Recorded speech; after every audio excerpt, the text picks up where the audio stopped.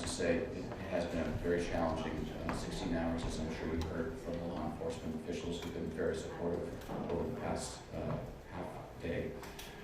We had some heroic efforts by our team members last night, continuing today. They provided expert and compassionate care. One of the challenges with identifying patients early on was the speed with which our teams needed to act. We had a first patient arrive at 7:24 p.m. and over the next 45 minutes, we received a total of 14 patients. 8 of those patients were admitted to our hospital. 3 of those patients are deceased.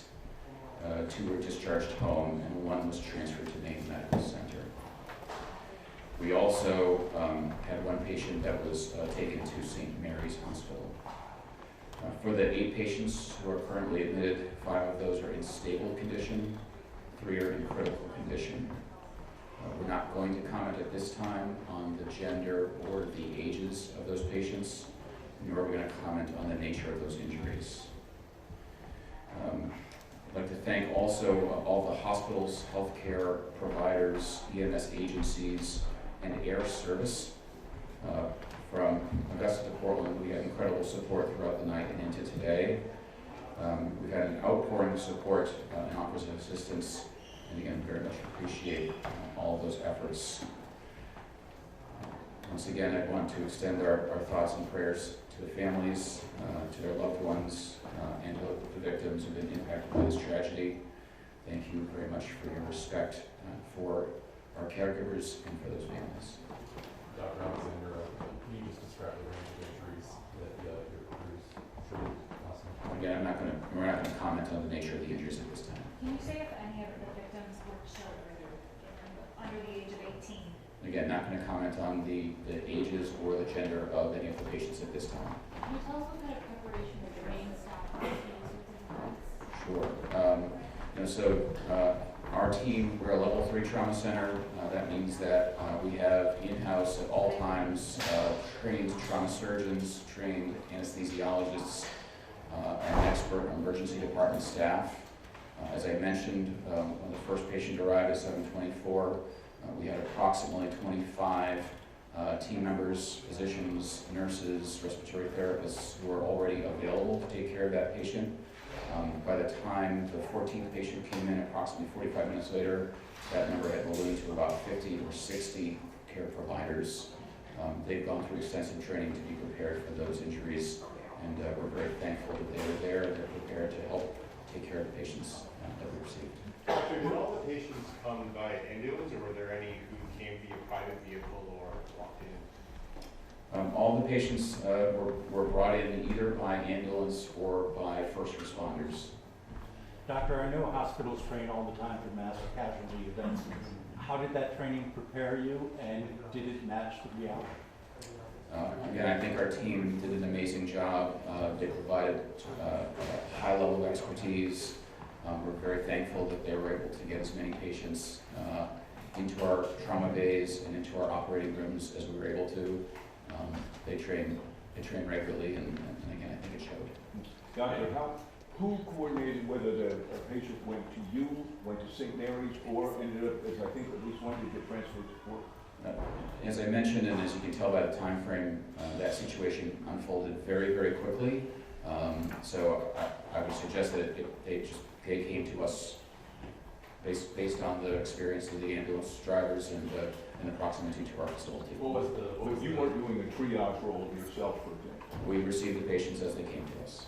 What was the number of people on duty at the hospital last night? How did that correspond to normal staffing? We had our normal staffing available last night, and as I mentioned when I referenced the ballooning, we had team members, we had approximately 100 team members who were off duty come into the hospital to help ensure that we were able to care for not only the patients that we received from these horrible scene, but also take care of the patients that we have there. Doctor, from a law enforcement perspective, we're seeing sheriff's deputies and police officers from other jurisdictions come here to help out. Is it similar when it comes to healthcare? Are you seeing doctors and nurses from other towns and areas come lend a hand? And if so, is that something that is helpful and that we would like to see happen? Certainly in the short term, there is an outpouring of assistance that's being offered. And you don't know what resources you need or don't need, so it is helpful. We were able to organize those resources and use them effectively. As an example, we had ambulance services from other counties coming on site. At one point, we had approximately 10 ambulance crews standing by outside of our trauma center to ensure that if we had patients who needed to be transferred, they could be transferred. We received nurses and physicians from some of our area hospitals. We had helicopter support, not only from our own Life Flight of Maine, but also from Boston Med Flight and from Dartmouth. So the long answer to that, or the short answer is yes. And then, Doctor, what about the lockdown? Obviously, there was a large police presence outside of the hospital this morning. How long do you anticipate that to be in effect, and why exactly do you need armed personnel outside of the hospital at this time? So we're taking the lead from law enforcement, and they're the ones who are telling us what we need to do and how we need to do it. As long as the city is in, what's the term that they use?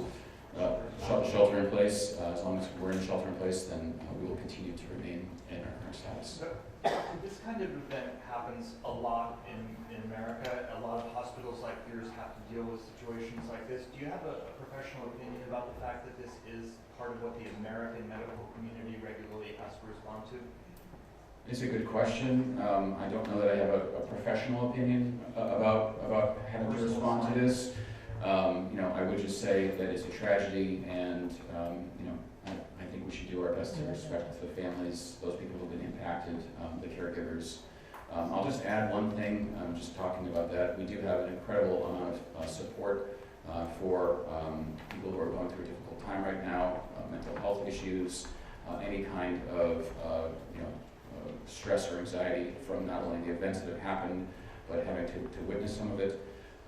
And so we're continuing to provide those resources, and much to the question asked earlier about other areas and other neighboring towns or communities, we've received a lot of support from neighboring towns, communities, and agencies from around the state in order to offer support not only to the patients and families that we have, but also to our team members.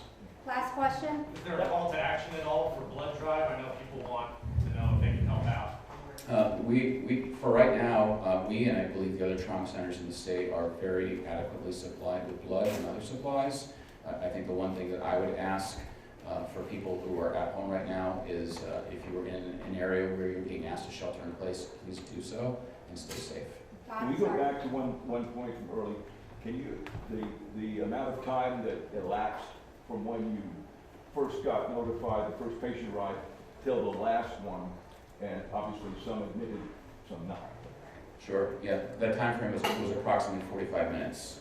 We received 14 patients, critically ill patients at that time for 45 minutes. So that happened very quickly, and our teams responded exceptionally well.